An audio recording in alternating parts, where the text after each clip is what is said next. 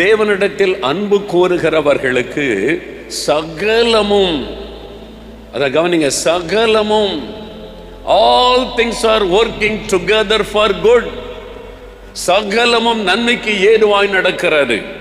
இன்றைக்கு தோல்வி, இன்றைக்கு ஏமாற்றம், இன்றைக்கு நஷ்டம், இன்றைக்கு பாடுகள், இன்றைக்கு வியாதி, இன்றைக்கு உபத்திரவம், இன்றைக்கு நெருக்கம், முடிவு எப்படி இருக்குமோ அப்படின்னு கலங்குறீங்களா?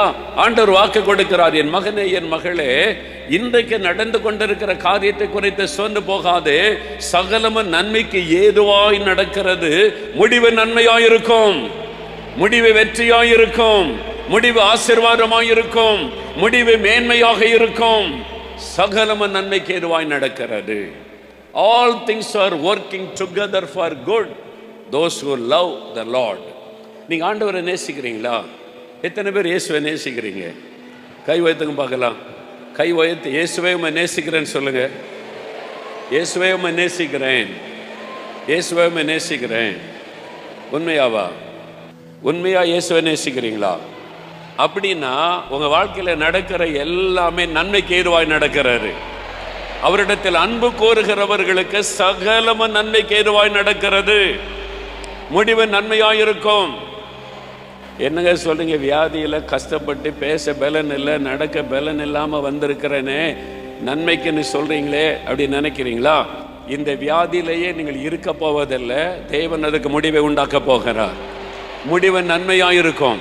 நீங்க சுகம் பெற்ற நல்லா நடப்பீங்க. ஆண்டவர் விடுதலை கொடுத்துட்டான்னு சொல்லுவீங்க.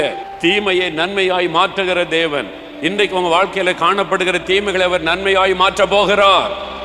அப்ப சகலமும் நன்மைக்கு ஏதுவாய் நடக்கிறது. உங்க வாழ்க்கையில என்ன நடந்தாலும் நன்மைக்கு ஏதுவாய் நடக்கிறது. அதனால்தான் தவறான முடிவு எடுக்கக்கூடாது. பிள்ளைகள் பாருங்க, +2 மார்க் குறைஞ்சு போச்சுன்னா தற்கொலை பண்ண முயற்சிக்குது, தற்கொலை பண்ண நினைக்குது. ஒரு தோல்விக்குள்ள ஒரு நன்மை இருக்கிறது என்பதை விளங்கி கொள்ளணும். தேவனுடையத்தில் அன்பு கோருகிற பிள்ளைக்கு ஒரு தோல்வி நடந்தா கூட அதுக்குள்ள ஒரு நன்மை இருக்குது. முடிவு நன்மையா இருக்கும். ஒரு ஆண்டவருடைய பிள்ளை ஒரு நஷ்டத்தின் வழியா கடந்து போனா சோர்ந்து போயிடக்கூடாது, செத்து போயிடன்னு சொல்லக்கூடாது. அந்த நஷ்டத்தை ஆண்டவர் லாபமாய் மாற்ற போகிறார்னு அர்த்தம்.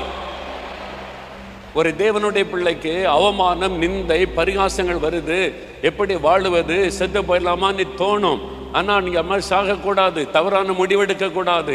இன்றைக்கு நிந்தை, நெருக்கம், நாளைக்கு அதே மக்கள் மத்தியில நீங்கள் கனப்படுத்தப்படுவீங்க, நீங்க உயர்த்தப்படுவீங்க.